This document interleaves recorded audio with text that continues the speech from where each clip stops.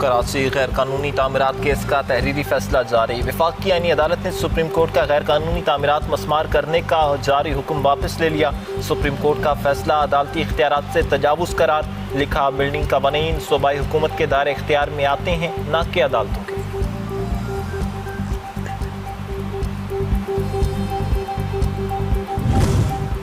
عالمی بینک نے پاکستان کے لیے 37 کروڑ 59 لاکھ ڈالر قرض کی منظوری دے دی۔ فنڈز قومی پاور گرڈ کے جدید کاری اور بجلی کی ترسیل بہتر بنانے میں خرچ ہوں گے۔ 640 میگا واٹ مزید ونڈ پاور قومی گرڈ میں شامل کی جائے گی۔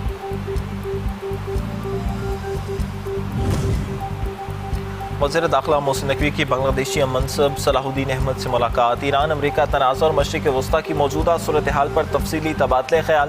مشترکہ مفادات کے شعبوں میں تعاون بڑھانے پر اتفاق۔ پولیس افسران کی ٹریننگ اور ایکسچینج پروگرامز پر بھی گفتگو ہوئی۔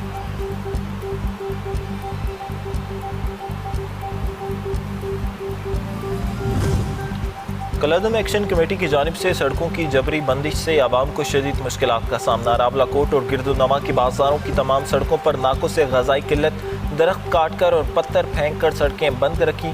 ویڈیو سے شرپسندوں کی شناخت اور کارروائی جاری۔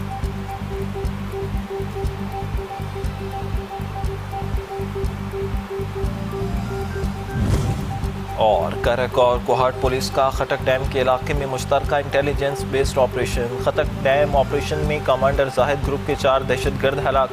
پولیس افسران اور اہلکاروں کی شہادت کے مقدمات میں مطلوب تھے۔ وزیر داخلہ محسن نقوی کا کامیاب آپریشن پر سیکیورٹی فورسز کو خراج تحسین۔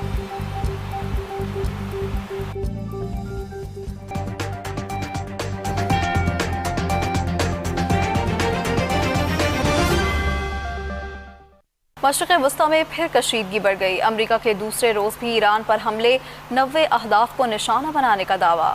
بحرین اور کویت میں بھی خطرے کے سائرن بجے ہیں اور دھماکے بھی ہوئے ہیں۔ تازہ امریکی حملوں میں ایران میں 14 افراد شہید ہو گئے۔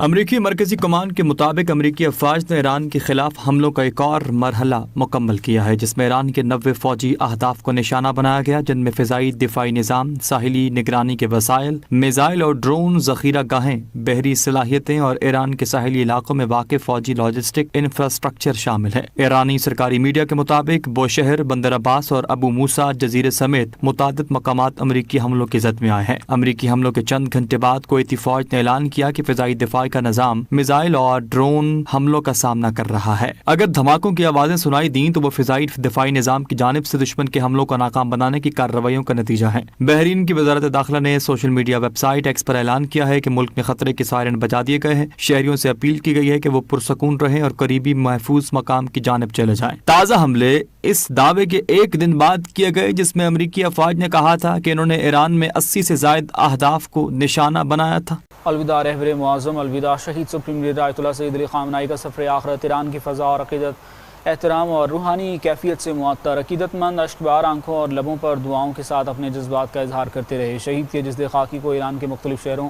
اور عراق میں زیارات کے بعد خصوصی طیارے میں واپس ایران لایا گیا۔ شہید سپریم لیڈر آیت اللہ سید علی خامنہ کی آخری رسومات کا سلسلہ سب سے پہلے ایران کے دارالحکومت تہران کے مصلی امام خمینی سے شروع ہوا، جہاں کروڑوں افراد نے تاریخی جنازے میں شرکت کی۔ تہران کی مرکزی شاہراہوں اور اہم مقامات پر عوام کا غیر معمولی ہجوم دیکھنے میں آیا، جبکہ مختلف ممالک کے اعلیٰ سطح وفد بھی تعزیت اور آخری رسومات میں شریک ہوئے۔ ایرانی قیادت نے اس موقع پر شہید رہنما کی خدمات کو خراج عقیدت پیش کرتے ہوئے ان کے مشن کو جاری رکھنے کے عزم کا اظہار کیا۔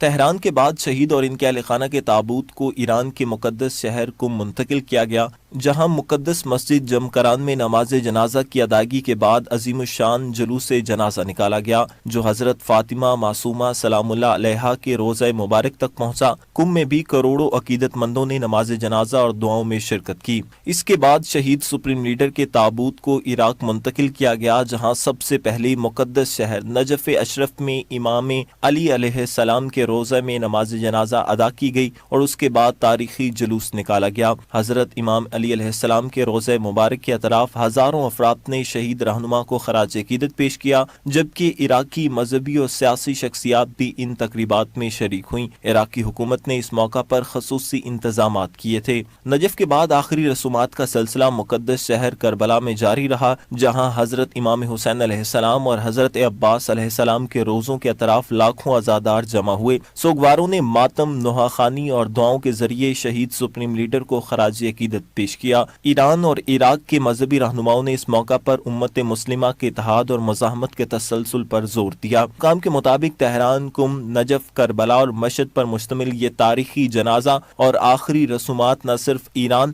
بلکہ پوری دنیا کے لیے غیر معمولی مذہبی اور سیاسی اہمیت رکھتی ہیں۔